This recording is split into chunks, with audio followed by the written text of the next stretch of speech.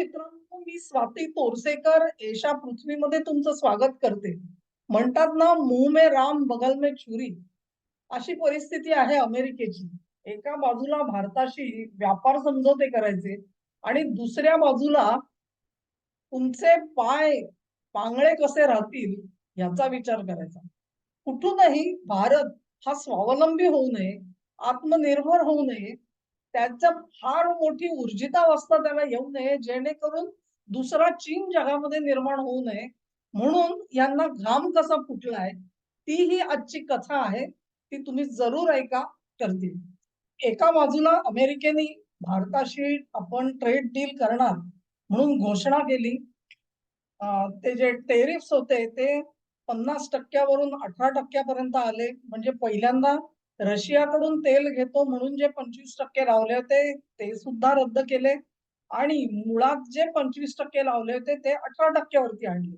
याच्या बदल्यामध्ये काय करार होणार, त्याची रूपरेषा काय असेल, हे सगळं ठरवलं जाईल असं ट्विट डोनाल्ड ट्रम्प यांनी केलेलं होतं आणि त्याला मोदींनी रिस्पॉन्स सुद्धा दिलेला होता. एका बाजूला चित्र असं उभं करतायत की आपण कसे भारताशी संबंध सुरळीत करण्याचा प्रयत्न करतोय, पण दुसरीकडे अमेरिकेची पावलं जी आहेत ती अतिशय घातक पडत आहेत. अतिशय घातक पडताना दिसत आहेत तुम्हाला. आणि त्याचं एक उदाहरण जे आहे ते एक उदाहरण आज आपण बघणार आहोत. मी अजून एक व्हिडिओ केला, त्याच्यामध्ये बांगलादेशमध्ये कसा हस्तक्षेप चाललेला आहे अमेरिकेचा, त्याच्यावरती मी सविस्तर बोलले होते. आणि हा जो व्हिडिओ आहे तो सुद्धा डोळे उघडणारा आहे. जे कोणी देशामधले आपले काही नागरिक हे नेहमी आत्मनिर्भर भारत या संकल्पनेची टिंगल-टवाळी करताना दिसतात. भारत कुठला होणार आहे आत्मनिर्भर?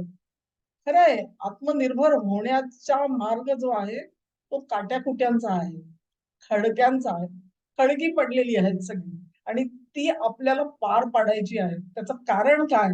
त्याच्यावर झगझगीत प्रकाश टाकणारी ही घटना आहे, ही लक्षात ठेवा. भारत ह्याच्यावर काय करू शकतो? अतिशय कमी करू शकतो काही. म्हणजे जे काही घडलंय आता त्याचं रिव्हर्सल आपल्या हातामध्ये नाहीये. आपल्याला दुसरं काहीतरी करावं लागेल. ती घटना काय आहे ती पहिल्यांदा समजून घेऊ. फ्रान्सनी आपल्याला राफेलची विमानं देऊ केलेली होती आणि त्या विमानांची खरेदी आपण काही, मला वाटतं एक सुरुवातीला काही विमानं घेतली, त्याच्यानंतरची खरेदी थोडी रेंगाळलेली होती आणि इतर सुद्धा पर्याय जर का काही असतील तर त्याचा विचार चाललेला होता. याच सगळ्या गडबडीमध्ये फ्रान्सनी मध्यंतरी 2021 साली अमिरातीशी करार केला आणि त्यांना काही विमानं देऊ केली. जवळजवळ 1,200 विमानं ही अमिरातीला दिली जाणार आहेत आणि ती डिलिव्हरी जी आहे ती 2026 मध्ये सुरू होईल आणि साधारण 27 पर्यंत संपेल असा अंदाज व्यक्त केलेला आहे. अंदाज कशासाठी म्हणते मी? कारण आता तुम्ही जे ऐकाल त्याच्यावरून तुमच्या लक्षात येईल की हे केवळ अंदाज ठरण्याची सुद्धा शक्यता आहे. भारताने सुद्धा आता अजून काही विमानं ऑर्डर केलेली आहेत आणि ती सगळी विमानं जेव्हा भारताच्या ताब्यात येतील त्याला बराच काळ लागणार आहे. कारण आपण उशिरा ऑर्डर प्लेस करतो आहोत. असो, तो भाग वेगळा. ते डील सुद्धा झालेलं आहे, पण अमेरिकेने त्याच्यामध्ये एक पाचर मारून ठेवले आणि ही पहिली पाचर लक्षात आली आहे. कदाचित इतर सुद्धा पाचरी तयार असतील पाठीत सुरा खुपसायचे. ज्या गोष्टी आहेत त्या गोष्टी थांबलेल्या नाहीयेत हे तुमच्या लक्षात येईल.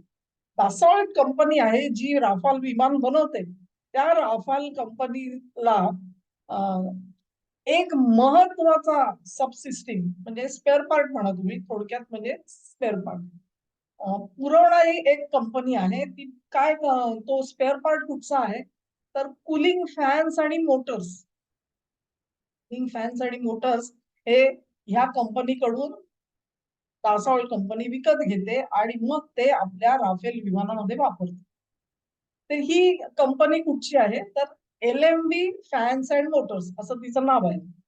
ही कंपनी ही फ्रेंच कंपनी आहे, पण तिचं मुख्य जे ऑफिस आहे ते अमेरिकेत न्यूयॉर्क मध्ये आहे. LMB फॅन्स अँड मोटर्स हे हाय परफॉर्मन्स कूलिंग फॅन्स आणि ब्रशलेस मोटर्स बनवतात, ज्याचा उपयोग हा राफेलच्या विमानामध्ये केला गेलेला आहे.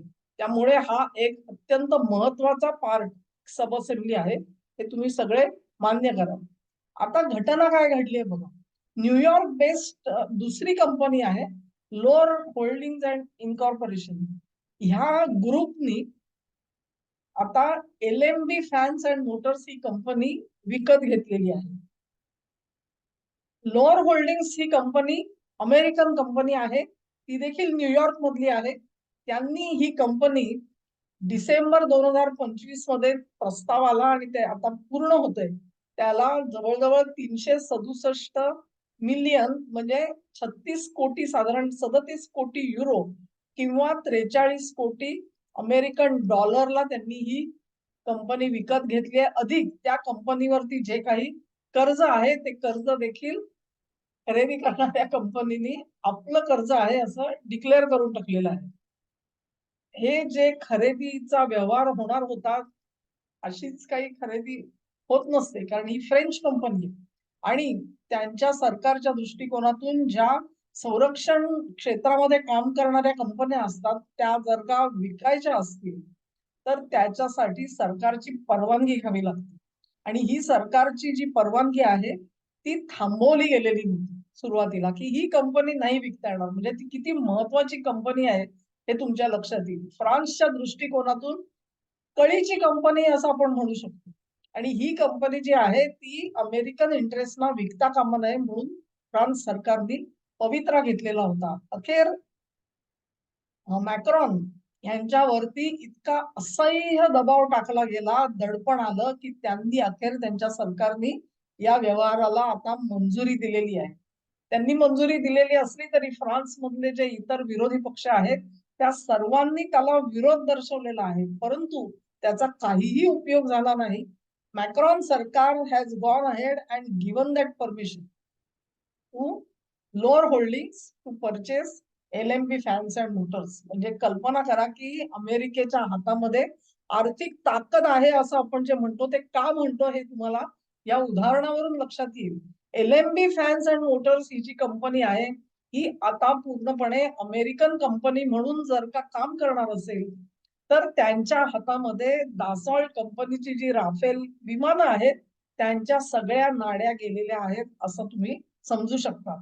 आणि ह्या नाड्या ज्या आहेत त्या केवळ उत्पादन करण्यासाठी नाही, त्याची जी पूर्ण टेक्नॉलॉजी आहे ती टेक्नॉलॉजी सुद्धा आता अमेरिकेच्या हातात गेली असं आपण म्हणू शकतो. ह्या घटनेमुळे दोन गोष्टी घडलेल्या आहेत. इथून पुढे फ्रान्सच्या राफेलला हे कूलिंग फॅन्स द्यायचे का नाहीत आणि मोटर्स ह्याचा अधिकार जो आहे ते डिक्टेट करायचं काम अमेरिकेच्या सरकारकडे गेलेलं आहे. म्हणजेच अमेरिकन सरकार सध्याच्या घडीला ट्रम्प यांनी जर का निर्णय घेतला की हे कूलिंग फॅन्स आणि मोटर्स तुम्ही राफेल साठी देऊ नका, तर त्या कंपनीला आता आपलं उत्पादन जे आहे ते राफेल साठी राखीव ठेवता येणार नाही. प्रश्न तिथेच थांबलेला नाहीये. आजच्या घडीला संपूर्ण जगामध्ये जिथे जिथे राफेल विमानं आहेत त्या राफेल विमानामध्ये जर का हे कूलिंग फॅन्स किंवा मोटर्स समजा बंद पडले, शेवटी स्पेअर पार्ट्स आहेत ते जर का निकामी झाले तर त्यांची रिप्लेसमेंट सुद्धा तुम्हाला मिळेल का नाही ह्याच्यावर सुद्धा एक प्रश्नचिन्ह आता निर्माण झालेलं आहे. रिपरकशन्स किती मोठी आहेत, त्याची व्याप्ती किती मोठी आहे हे तुम्हाला आता कळलं असेल. तेव्हा तुम्ही जरी असं म्हटलं की आम्हाला अमेरिकेची F-35 नकोत म्हणून, तुमची विमानं आम्हाला नाही आम्हाला सूट होत. कारण तुम्ही काय ते सोर्स कोड देत नाही, आम्हाला त्याचं इंटिग्रेशन करता येत नाही. तुमच्या विमानावरती आम्हाला आमची क्षेपणास्त्र लावता येत नाही. ही सगळी तुमची आक्षेप आहेत, ऑब्जेक्शन्स आहेत आणि म्हणून आम्ही राफेलकडे जातो, फ्रान्सकडे जातो असं आपण म्हणत होतो. पण फ्रान्सकडे सुद्धा तुम्ही जायचं तर तुम्ही जा, पण तुझं विमान जे आहे ते तुला डिलिव्हरच कसं होतं मी बघतो. हा पवित्रा आहे असं नाही का वाटत तुम्हाला? आजच्या घडीला तरी मी म्हणेन की जी अरबस्तानला 124 विमानं जाणार होती आपण म्हणत होतो, ती विमानं तरी आज अरबस्तानला मिळणार आहेत का नाही हा प्रश्न या विक्री व्यवहारामुळे उत्पन्न झालेला आहे. तुम्ही म्हणाले LMB फॅन्स अँड मोटर्स ही काय एकच कंपनी आहे का आता?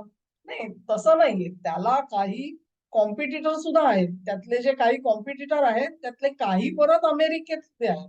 उदाहरणार्थ Ametek Rotron, Honeywell Aerospace, Parker Meggitt, Boyd corporation, ह्या ज्या कंपन्या आहेत ह्या अमेरिका बेस्ड कंपन्या आहेत ज्या सिमिलर प्रोडक्ट्स बनवतात. पण युरोपामध्ये सुद्धा सॅफ्रॉन आहे, लिभेर आहे.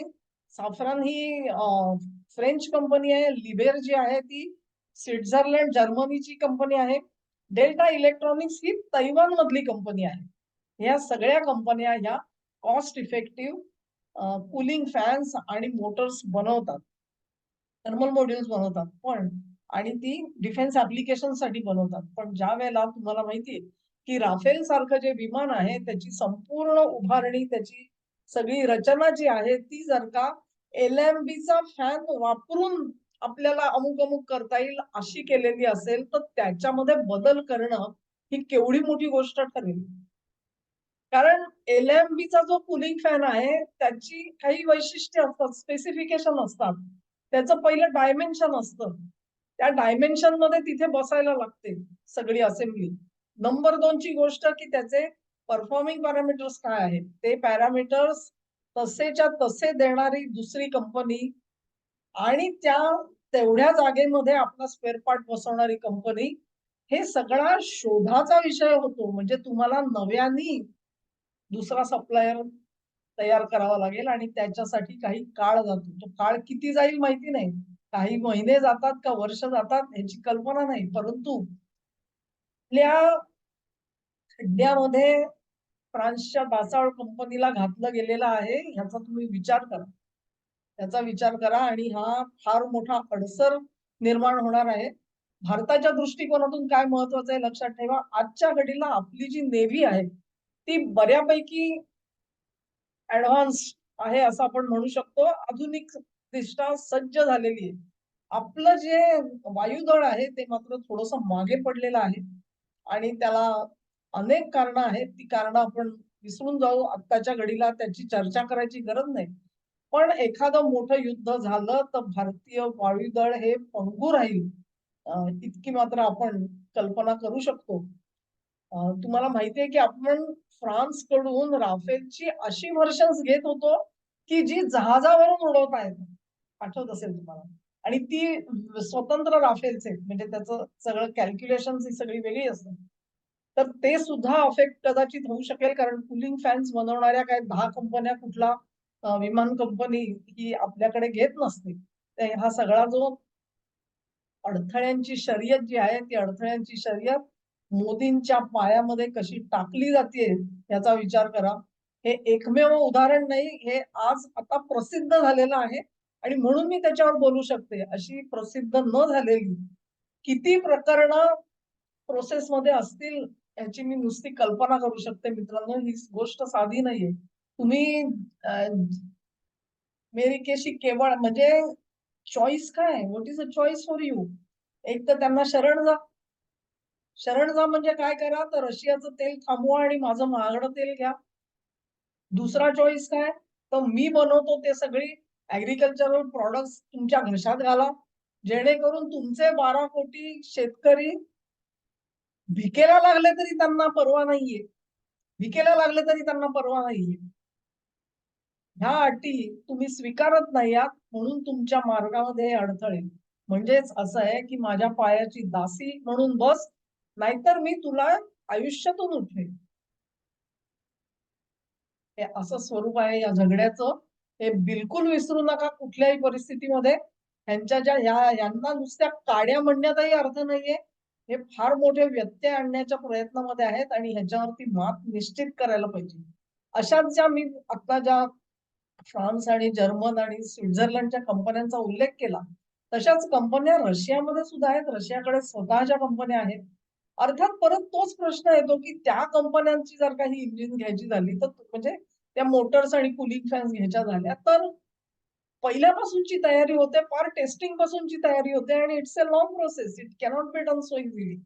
आणि म्हणून आत्मनिर्भर भारत आपण का म्हणतो त्याचं जे संपूर्ण सार आहे ते सार ह्या एका कथेमध्ये सामावलेलं आहे. मी अजून एक व्हिडिओ केला होता तुम्हाला आठवत असेल फ्रान्स आणि जर्मनीकडे टेक्नॉलॉजी असलेल्या अनेक कंपन्या आहेत.